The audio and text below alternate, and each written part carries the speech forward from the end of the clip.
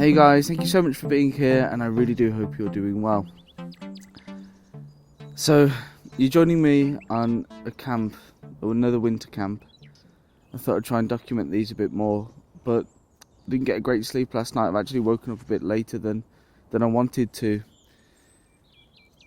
It's probably about 7 o'clock in the morning, but about 3 or 4 o'clock in the morning, I could hear voices, and it kept me up probably about an hour and a half. Turned out it was poachers. I could hear what they were saying. They were talking about going to certain different areas, looking at traps, things like that. They came closer and closer from a distance. I initially was kind of just turning over in my sleep, and as I turned over, I could just hear a faint sound of someone talking. I thought, what's that? I thought, I'm just hearing things. It got closer and closer. I could hear then two voices, and then I could see some lights. They weren't too far away from me. I'd say they were probably around 20-30 meters, I'd say, away. So I just stayed very still. Obviously, poaching is an illegal activity, and if you're a witness to illegal activity, they're not going to take too kindly to that, I would assume. So I kind of just stayed still. I've experienced this kind of thing before on a previous wild camp out with my wife. She remained fast asleep, and I heard everything and kind of froze. And what do I do? What's going to happen? You're kind of getting ready for that fight or flight scenario. You know? It does get you worried. I mean, out here, all alone, exposed in the wild. It's daunting, you know? If you said to someone, just a regular person not into sort of outdoors or wild camping, going to camp in the wild, they would initially worry about things like axemen in the woods or horror films, and it's spooky. You kind of make your peace with that when you start wild camping and enjoying outdoor nature and camping in it. But it's when other people are around, that's when the problem seems to be for me. Anyway, I got worried, and after a period they disappeared, but they circled back on themselves at some point. When they came back the second time, they were about 10 meters away from me. If they'd shone their torch in this direction, they would have seen me. And I was completely G'd up. I was ready to react. I was psyched, but I knew that I need to just calm down, get ahead of those nerves, because if I made a reaction, if I made a noise, it would bring attention to myself. So I just kind of waited. They eventually passed and everything was fine, but I've heard stories of poachers not being so kind to wild campers they find. Not just that, but depending on what they're using, they may be crossbow hunting some deer. If that's the case, you might get hit by a crossbow, by a crossbow bolt even. You know, it does make you worry, but it does make you think about things.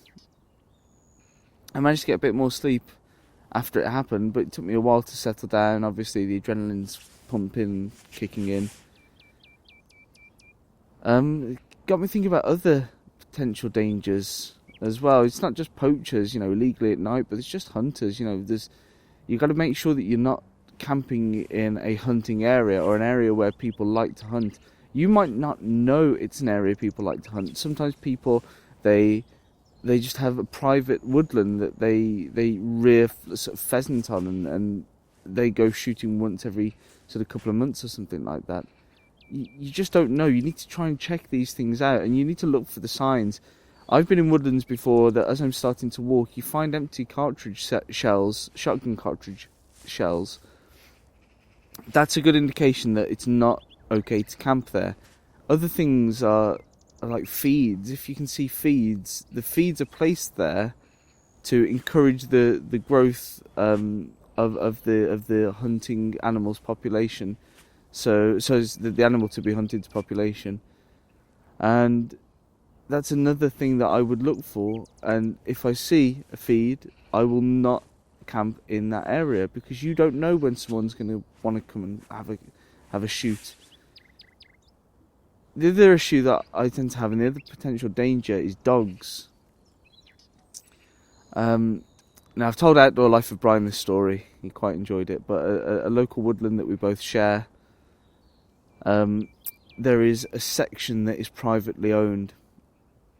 And the first time that I found this section, I didn't realise it was privately owned. There's no signs, there's no fences. It's just a little stream that is crossable, very easily crossable.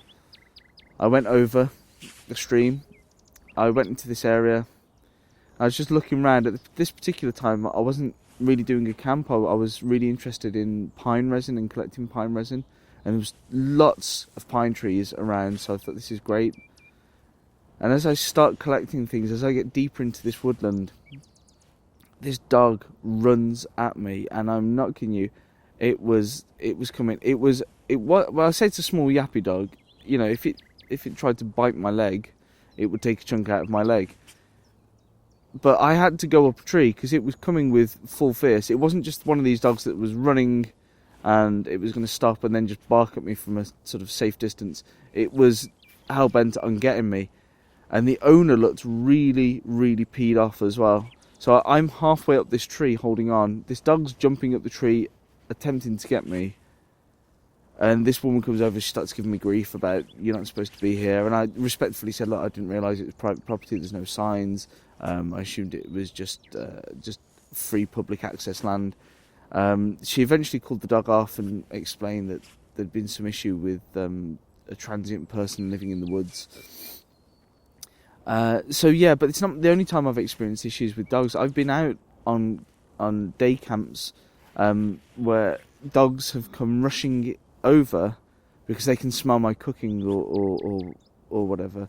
And the dog owners have taken them off the leads. And they've been quite aggressive. I've also had situations where dog walkers have been walking their dogs. I've got a little camp set up where I'm just sat down, and the dog obviously gets startled, sees something in the woodland, doesn't quite recognise what it is, comes a bit closer, starts barking, obviously realises it's a person, could be a potential threat to their owner, someone they love, someone in their pack. That's as close to air quotes as I can get. Air quotes were created by Steve Martin, by the way, the comedian. It's just a pretty cool fact. So, sorry Steve, these are the air mitts. So yeah, so they're protecting their pack, these dogs do, and I've had animals really be aggressive to the point where I've had to fend them off with sticks, shouting at them, unsympathetic owners and things like that. And that's not even to mention wildlife. I know in the UK we haven't got particularly much wildlife that's going to hurt you. A badger will give you a nasty bite, and a fox would, but they tend to leave you alone. I find it tends to be more domesticated animals like dogs that will give you issues. I mean, it's not danger-free wild camping. I mean, we all get complacent. I get complacent anyway, and I just thought I'd make this video. A bit tired. Sorry if I'm slurring my words and things like that, but it's something that I just wanted to say. It's not a 100% safe thing to do, but kind of makes it exciting, I guess. It's exciting now, this morning, because I've woken up, but last night I'd rather it hadn't happened. The worst thing about it was that I was having a perfect sleep up until that point.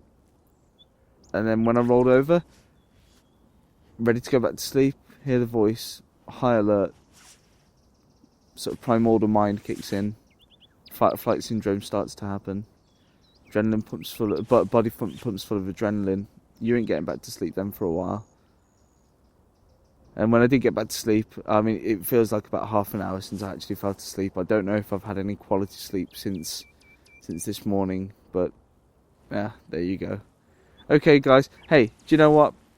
Let me know about any funny instances that you've had with sort of dogs, animals. How did you get them to go away? Let me know about any scary instances. Like, you know, I'm sure we've all got a horror story in us, something bad that's happened. Just let me know about it, even if it's like a farmer coming to kick you off their land in the middle of the night. Just let me know in that comment section down there. Just debating whether I want to have another sleep. I don't think I do want to have another sleep. I'm going to get up make myself a drink, have a bit of food, I think. Alright guys, until the next video, take care, bye bye now.